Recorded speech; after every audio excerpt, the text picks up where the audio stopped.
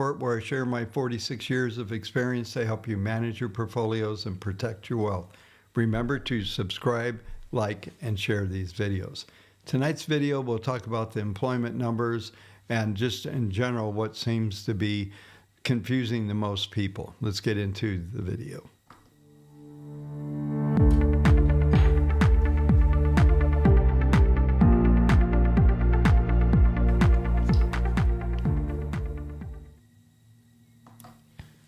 Well, welcome everyone. Sorry for a few minute late start. A little technology issue, but seems to be fine. So as we get into tonight's video, last night I went off a lot on basically the Bitcoiners and more importantly, just some of the considerations we're going to see as we come into the end of the year and some of the rotation. Now we already have experienced the rollover that is occurring in the futures contract, so we're dealing with that. We get a little bit of premium to bleed off. Excuse me, get a little, and so I thought today was somewhat interesting because just watching the December contract, we were able to trade off. Somebody was making a comment that I sent a Substack email off that I had said we're setting up for the Santa Claus rally. I still think that's the case. We're just coming down into support for the markets to get up. I'm sorry, I've got an issue here. Bear with me one second. There we go. All right, sorry. Had equipment flying all over the place. So as far as I can see right now, I still don't see any material issues. We're seeing crude oil starting to break down, but it's looking a little bit like it did last time when Trump was president. We're seeing the markets start to fade off as far as the production of oil is going up. Everybody's making oil, make it cheap. Everything else will be more efficient. People are talking about a glut, and that's what's happening. They're just building all the stockpiles. Everything's building back up, and that's okay. That's going to be a good thing for the economy. But for right now, we're just seeing, the Mag 7 still hanging in, little boost at the end of the day, just all kinds of things that we've been watching happen, really going back to October from that standpoint. I don't have any really big agendas other than to say that the employment coming up to 4.6%. I showed you, I'll bring this chart up again, because it looks to me that my goal, not goal, but a target for unemployment is probably at 5% coming into next year. And this is what the dialogue's going to be. The crude oil buildup, you're going to get the talk that the labor market's slowing down or AI is starting to displace jobs. These are all things that I talked in detail about last night. So we saw maybe that play out in the real numbers. I titled the Substack last night, not even the government believes these numbers. I'm not sure what the confidence level, if you were to ask some of the people that are in the agencies that are creating these numbers, if they have a high level of confidence on them, I don't know. I think where the government shutdown, we're still feeling waves of different shock waves that are going through the reporting mechanisms and everything are still kind of uncertain. I kind of liked it without the numbers, actually. We were able to focus just on earnings, which is what we're trading supposedly anyway, right? Instead of all the noise of trying to figure out if this is slowing down and that's slowing down, what it means. I mean, we have to realize that this is really just kind of a game. When you try to play the fundamentals of this game, it's really hard. And I like to do the reverse fundamentals if the charts are telling me something, to see if there's anything out there that might be leading us to go in that direction, the way way the technicals are telling us. Is there anything that could happen that's feasible, anything that we know, or is everything unknown? and most of the time everything's unknown. We're guessing all the time, and I don't think any of this stuff matters. I think this is probably why I became a technician back in 1982. It was impossible to try to figure out fundamentals, and in the early days, I started trading soybeans and things like that, and I went into the South Room on the Chicago Board of Trade. Those of you old timers will know what that is. The old, and for a while, the Mid-America Exchange was in the Insurance Exchange Building next door to the CBOT. But the reality is that I realized early on that the whole fundamental thing was just a guessing game. It was something to talk about. It was the noise. So I always say, listen to the loudest noise in the room, and that's got to be all the Bitcoin guys right now. They're just screaming like, they're screaming as loud as they can. You better buy, or you're going to be sorry. Never say it's. Somebody said last night on the comment line that the noise in the Bitcoin community is biblical right now. It's just amazing. Why do all these people want to help us? You've got to get in now. They want to help themselves. They don't want to help you. They're hoping that you will buy them and bail them out. There's a lot of people got long, but over 100,000, and they're not feeling very good right now. And we keep getting these dead cat bounces on Bitcoin. But as far as the economy goes, are we starting to slip? Are we starting to see crude oil come under pressure? Is there a glut because things are slowing down, or is there a glut because they're just producing more and more oil at the time? I actually don't believe in dinosaur juice or fossil fuels. There is no such thing. I don't know how many dead dinosaurs were tens of thousands of feet under the ocean, but evidently a lot of people think there are hydrocarbons in it. It's abundant on this planet. There's as much as you want. We're not going to run out. They told me in 1974, when I was just out of high school and college, that we were going to run out of oil. Then we had the embargo and all that. It's just a game, folks. As Musk points out often, most of the planet is empty. All you got to do is fly somewhere, go over, and you can see there's a lot of dark areas, even across the United States. Okay, so we're going to probably get through a lot faster than we did last night. We may run into something that will bring up a rant of some sort. And I'll do what I've been doing lately is we'll go through the database, and then we'll hit all the primary markets I go through, and then I'll see what kind of questions you have. Maybe we'll bounce back and forth between screens. So let's go ahead and let me double check and make sure that the database has run, and then we'll dig right in.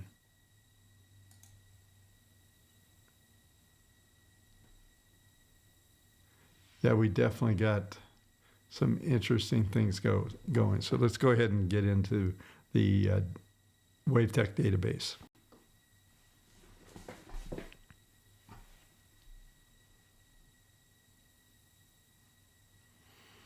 All right, so as we look at here, we did get a pretty good hit. Let me get to the all stats page. So we were right at 42. We slipped well under the 42%. We're at 35.22% long on a short-term database.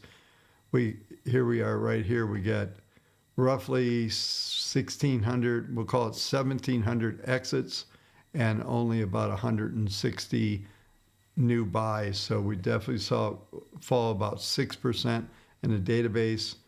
And we're back in kind of neutral territory on the short-term database. And what this tells us that we're most likely going to stay in this range. I'll define where the ranges are based on the moving averages that are sitting here on the daily, and we'll probably look at the weekly, at least the S&P. Like I said, I should be able to get through this pretty quick tonight. We can get into some Q&A and some other things. So, yeah, so definitely seeing some attrition there. Like I said, what that tells us is really that we're going to see some further choppiness. I think the downside's still limited, but let's just go ahead and dig into the numbers. I tried to run a data sheet. Unfortunately, I didn't get a successful run on this thing. I had to put some new data in. But we look at here, you can see we're just flatlining on all the moving averages. This is daily S&P, and this is the rollover, I believe. Yes. So this is the March 26 contract. And you can see everything's flatlined. So we're just going to stay in this line. If we get any kind of rally into next week, look for it to start. It's just, we're coming into the point where, maybe we get the end of this week, we'll get a little bit of rally back, but it's stuck in this range. Right now, if we just kind of go, there's only been 2 days outside of this range, but we're looking at all the way from basically Thanksgiving until now. It's just been sideways, not up or down. We had little reversal a couple of days ago on Friday, and then yesterday, as we come into this week, we're just coming right back in the range. So I would look for the market grid to be the primary. It's over here on the right-hand side. Let me bring this up so you can see here. This is for tomorrow, 69.31 extreme on the upside, 67, so a 200 handle move. But that's what I was hoping to run the probabilities on this. But we're probably looking at, maybe right now S1, R1 kind of run. Highs 56, 68, 56, 35 is the low. So if I come back here, 35, that's S1. So maybe look for an R1 68, 67, maybe fairly narrow. The employment numbers really didn't do much of anything, even though we ticked up to 4.6%. I talked about that number getting up to 5%. And we'll give the markets getting into tomorrow. There's some more news coming out and things that are likely to maybe give us a little bit of juice in here, but this is such a flat line, so typical of a year-end pattern. There's not much there. I think let's go to the weekly real quick, because what I want to talk about here is just looking at the 10. Here it is right here. The 10-week moving average is 60, 67, call it 6,800. That's going to be your buy the dip number. You want to buy against that number. Let me just break that up. You can see on a weekly, we just have a steady angle of attack being projected. Will it play out that way? Probably for the most part. You can see even the red dots are just staying above the 10, and that's going to be equal somewhat to the 40-period moving average on the dailies. So let's do top down. Let's go to NASDAQ. Like I said, I don't see much to talk about here other than we're still range bound. We got a little bit below the 10 yesterday. This is a 10-week moving average. And for, this week, let me bring up the range.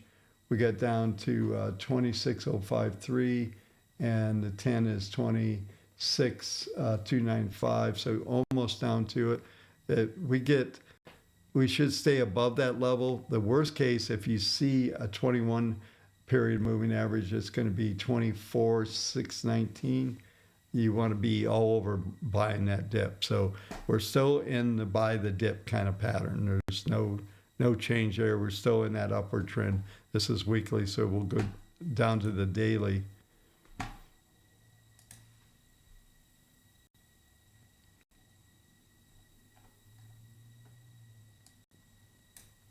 And we got a little bit of this bubble formation. We got a STX buy signal 3 days ago. We came down the next day, and now we're right back into the moving averages. Look at this flat line. This far out, I mean, this is what this is pretty amazing. Let me expand the range to see if I can get any curve out of it at all. Not really. So when you see a formation like this, what's happening, that's what happens when you go, for the most part, this flat line formation. The algos aren't picking up any volatility. So until we start to bring in some volatility, we reset the volatility, kick it up or down, then we'll start to get some movement on the algos. But for right now, they're flatline, and maybe that's how the rest of this week goes. This week and through the balance of the year. But I think we'll get a little bit more volatility, but I don't see anything happening here. This is always why the last 2 weeks of the year I go out of town. So we, depending on volatility and what we get, we may go into, I may be focusing in on writing my annual report, and there's not much to talk about. Like I said, it's not going to take long to get through today because there's nothing going on. And as far as, let me see if I can bring something up here real quick.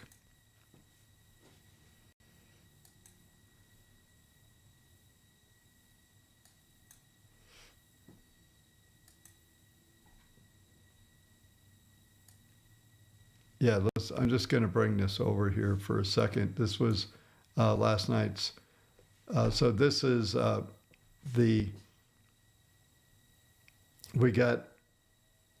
forecasting up to about 5% as we come into first, second quarter, 26 of unemployment. We already ticked up to 4.6. We'll see what kind of, there's going to be some fairly drastic projections. But here's what I wanted to bring up here.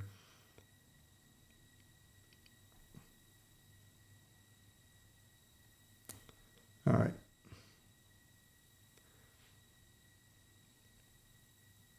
The 17th, we got some mortgages coming out, retail sales coming out tomorrow, which is going to be, maybe there's some noise can be created from that to get some volatility. But as it stands right now, you know, we're locked down. This is pretty bad stuff. This was the claims that we got. Let's see here. 19th is, I'm just looking at dates here, CPI. So we got a CPI, suspect PPI the next day, PCE prices. There might be something there. Well, we see signs of inflation coming back.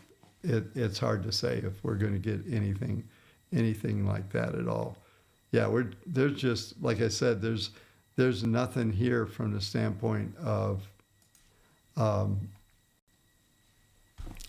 that we're going to get anything that's of interest. I said it before, probably doing, index, do some straddles and collect premium, whether they're weekly options or, something to the end of the month. I suspect volatility is going to stay very low unless there's some event that's happening. If you go on Twitter, there's at least 5 end of the worlds in the next 2 weeks. The major things that are going to happen, it's going to change everything.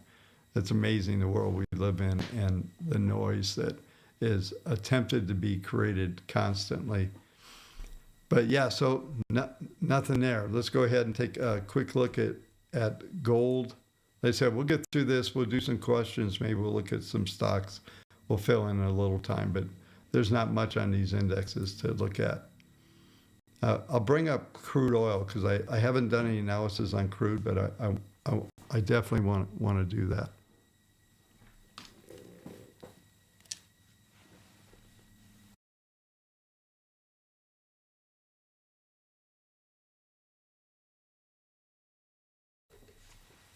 All right. So gold's also in this consolidation. Everything's in this fairly low volatility. The only thing that's happening with gold is there's some formations that are coming in here on the moving averages that are suggesting that we're going to at least come down into the 21. You can see the red dot forecast is flat to sideways, staying above the 10. It's probably what will happen if we do get below the 10. Then the 21 period, 42.17 is going to be the magic, another buy the dip moment from that standpoint. And this is daily. we still haven't got above the spike there that we created going all the way back here on October 25th, and that was the 43.90 level. I forget what came out. There was something out that day, and everybody get excited, and 2 days later we collapsed, and we're clawing back. We do have some Fibonacci targets that are saying we're going to retest a high on gold. The trend is still intact, still positive, upward bias. You buy the dips, you see the 21 period moving average at any moment in time, you want to grab it. It's going to bounce back off there for a trade. But it does look like as we come into the first of the year that we're likely to get maybe some kind of slowdown. Slowdown meaning that the momentum starts to bleed off a little bit. Let's go ahead and take a quick look at silver. I usually don't cover that, but silver's still in pretty powerful mode, although this is what I was talking about several days ago. We're getting these peak values in the PPMs, and they're showing a decline into January. And really all that's telling us is that the rate of angle of attack is slowing down. They're still clearly in an uptrend. You're looking at 62 to 64 being the line that we should crawl under and just stay elevated. Just take a quick look at the weekly because I wanted to see how that was looking as well. Yeah, weekly is pretty much overdone. Let me fix this. So weekly is saying we're going to curve over into, 64, 66 is really the magic number. But the concern where you want to watch is when we get into like mid-January to see how the markets are trading, whether we're trading along that 10 period moving average 64, 66 range. If we start to break below that, the algos are suggesting that a fair amount of momentum could come out of this market, but there's still a substantial angle of attack which says that the trend is very much intact. So it's the party's not over. So let's go ahead and go to crude oil. And this is weekly.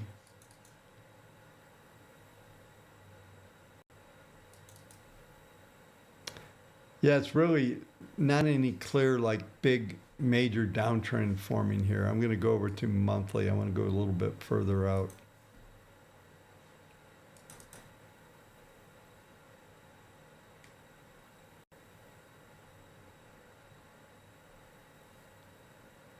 Just want to look at the charts with the market grid. So red dots are suggesting, wow, come down toward 50.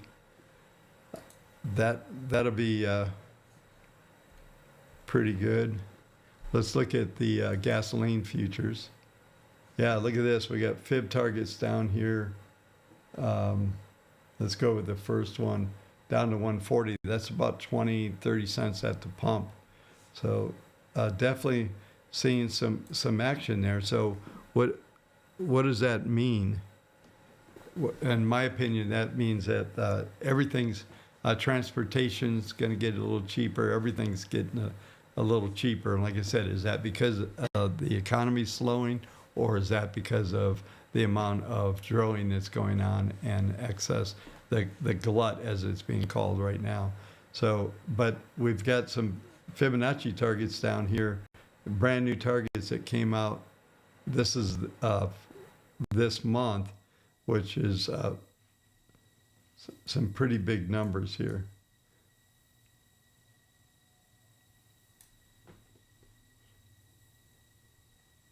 They are, this is gasoline now, 139, 101. So to 139, this is wholesale. And then 101 would be major. That put gas, down 250, 230. Those are big numbers. So we know that Trump's going to be swinging that one, telling us about how cheap gas is getting. But it does look like there's a fair amount of downward pressure. And this is a monthly graph that we're 30,000 feet up looking. All right.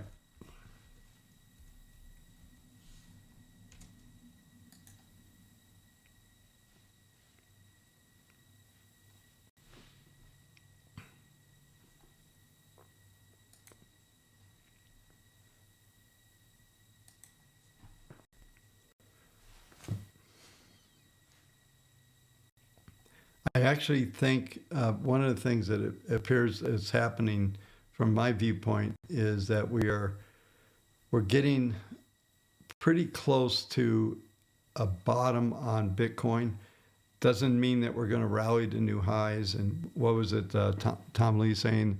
And the markets unfold in 10 days. So as long as there's 10 days left, he's going to be talking about all-time new highs. The kind of resistance that's been built overhead here is not going to allow that to happen. That's a fantasy. But we are seeing the algos, at least on the 10, trying to turn up pretty substantially. All this is telling us, and this, let me give you a date. This would be around the 20th. There's a number of numbers I've been seeing.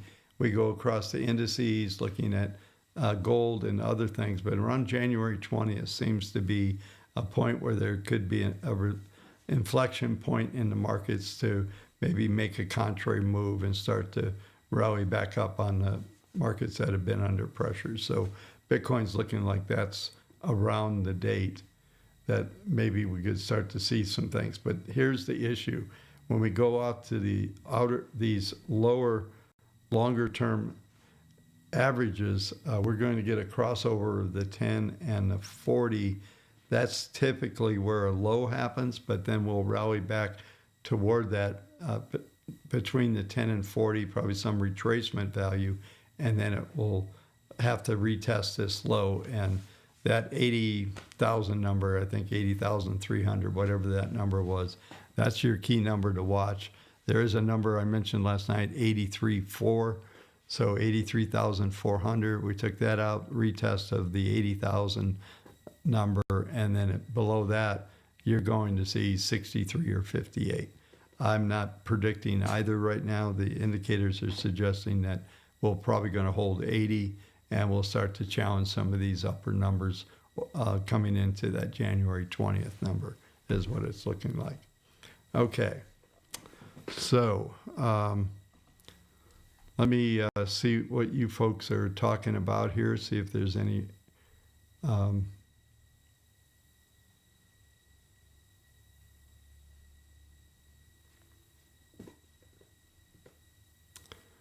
see what you folks are talking about.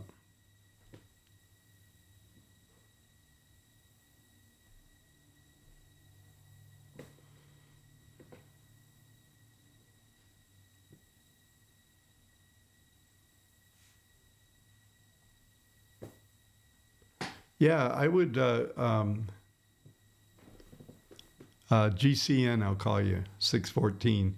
I would say there's no institutional government breaks like normal stock market. There is. You have the entire community. The ETFs on BTC are the largest ETFs out there. You have more institutional involvement now than ever, and so they're very much involved. In fact, I think there's some secret shorts out there, probably coming from the future side or somewhere, that are trying to see if they can break Michael Saylor. Maybe they will, maybe they won't. But it's a classic battle, I think, of the shorts coming in. And there's a lot of synthetic Bitcoin out there. There's more, because of the futures and everything they've done, they've created 10 times the Bitcoin that ever will exist. They ruined the whole idea. Whoever asked for futures and ETFs and all that, for not having the ability to create more Bitcoin. They can now. So just through futures, and they can build up all the Bitcoin they want.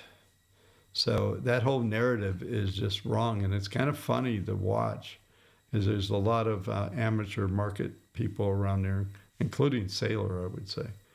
Let's go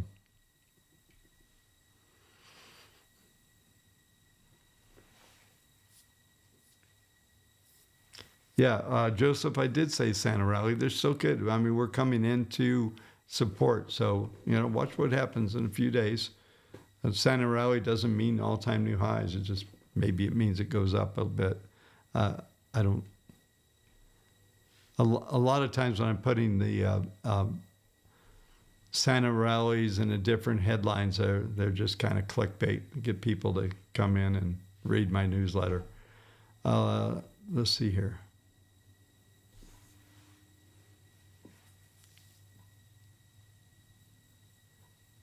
Yeah, Floyd's Garage. You're right. Now, that's what I'm saying is they ruined it. Can be manipulated. It is manipulated. The Wall Street game is on. Yeah, I've got an article that I've written that I haven't published yet. I'm kind of been sandbagging it a little bit on basically on MSTR. I think it's interesting. Maybe I'll see if I can revive it. Yeah, and Todd's right. Santa Rally doesn't have to happen before Santa Claus comes.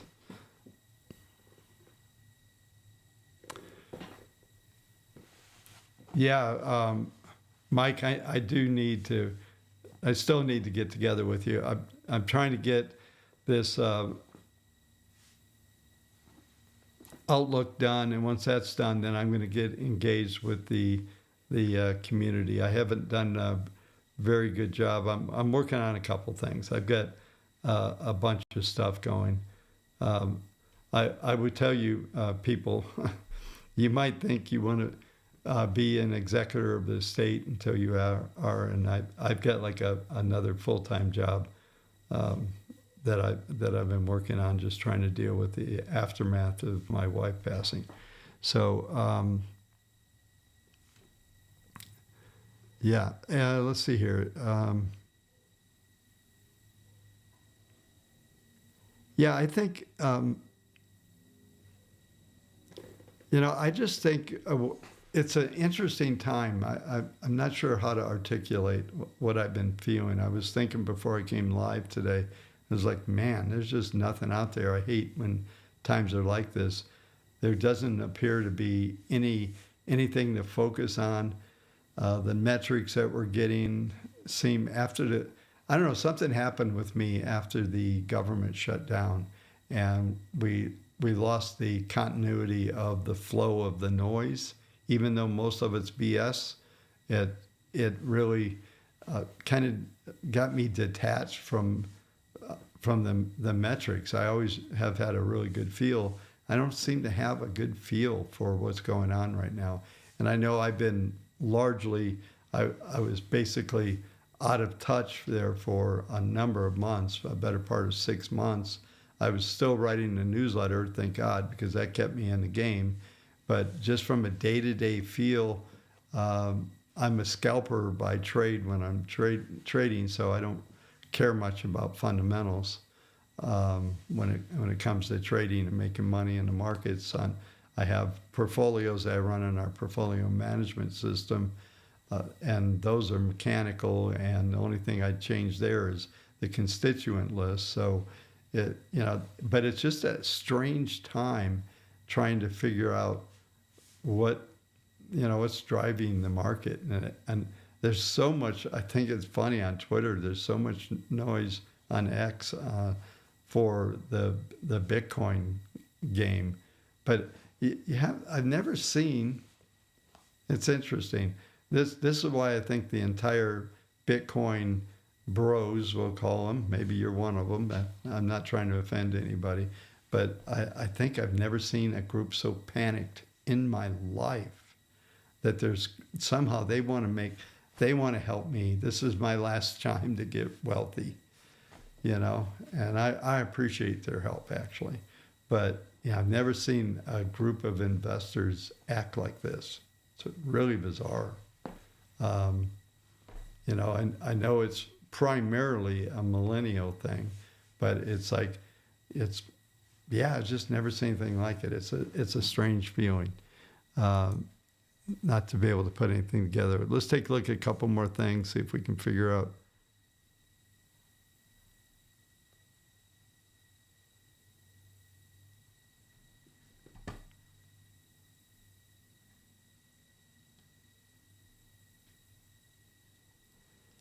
Yeah, Iron Trader's right. You know, it's a sideways trading range since October.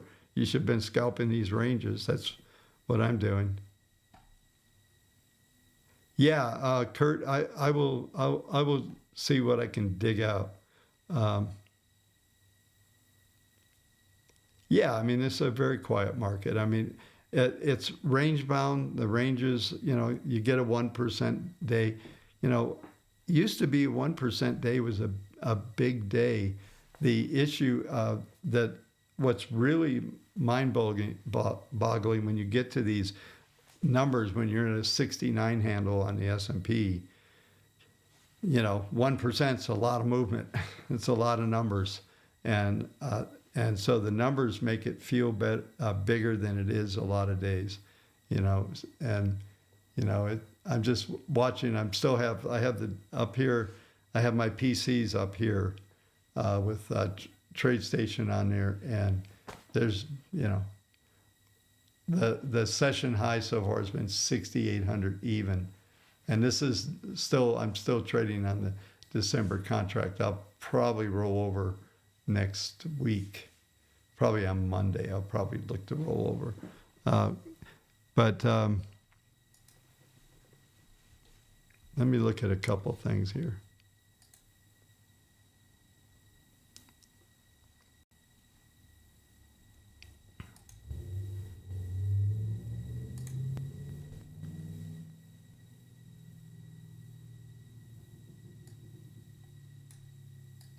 So we got Tesla making a new high.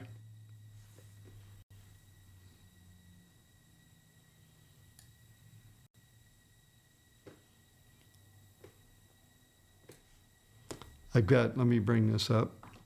So I've got the monthly chart up here. So Tesla's printing it up pretty good. I think they're getting ready for the explosion of the Android army. The robots are coming. I've told you folks my view on the robots. I think that's what's going to save us.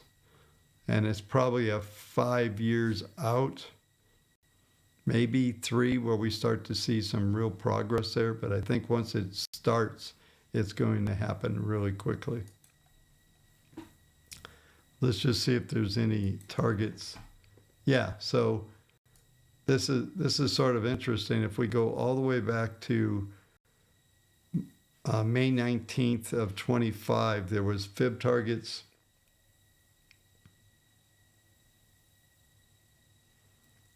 The fib targets were 490, 596, and 661. So we're sitting here right at the 490 level, roughly, I think. Yeah, 491. So we hit fib target 1 that goes back a ways. It's a weekly chart. The next target here is going to be 596 would be the next target. I suspect that would take the better part of 6 months plus to get to that level. Maybe not. This is a pretty explosive pattern here. So this is I would say, just looking at Tesla chart, this is the first time where we've got a probability of probably making what I call a progressive new high, where we're starting to see a larger trend form. So who knows, maybe Kathy Wood is right about this.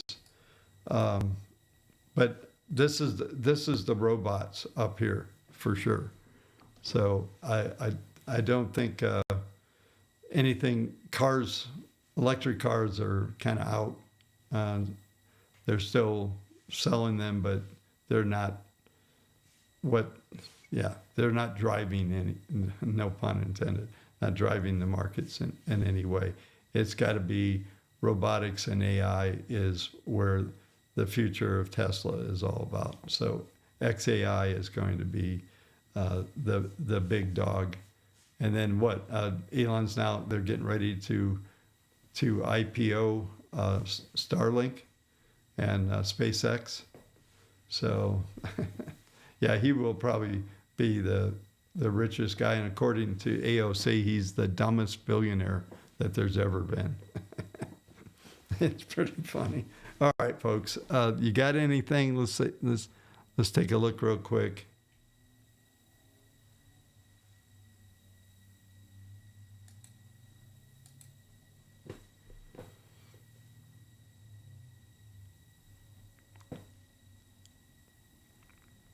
Yeah, I mean, if that target's any good, then that 600 is a good number.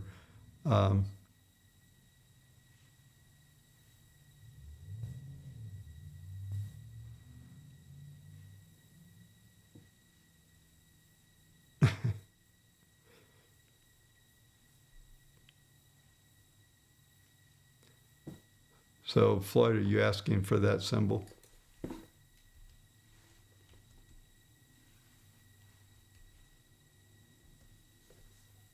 Oh, Broadcom. Okay. Yeah, we can do that.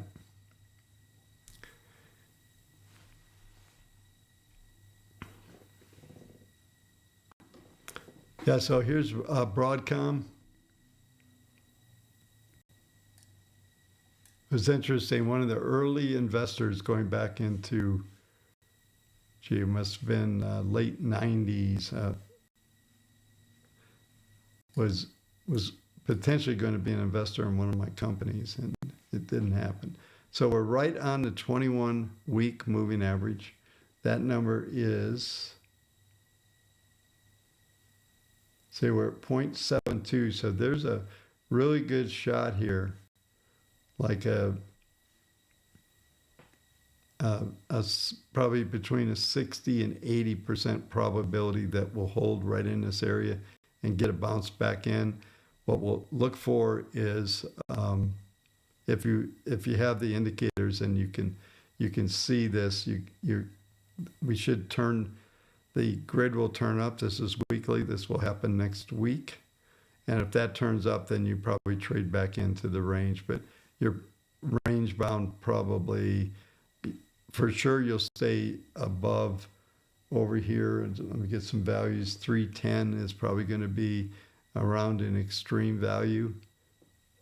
I doubt if it would get under 300, but you're most likely going to consolidate up here and maybe get some kind of odd formation. And the only thing it looks like as we come into February, there might be some more downward pressure, but most likely I'm going to call a 300 to about a 375, maybe 390 range. So like a $90 range is setting up in here over the next several months.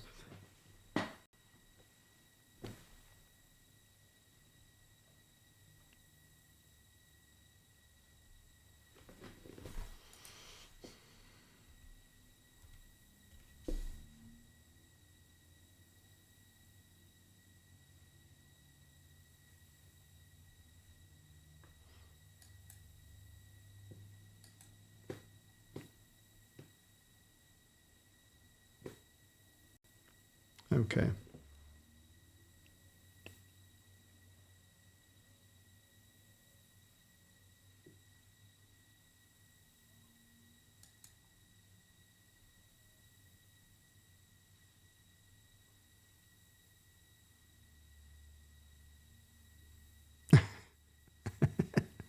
That's pretty funny. Iron Trader reading the AOC somewhere. There's a Burger King missing a night manager. That's very good. Okay.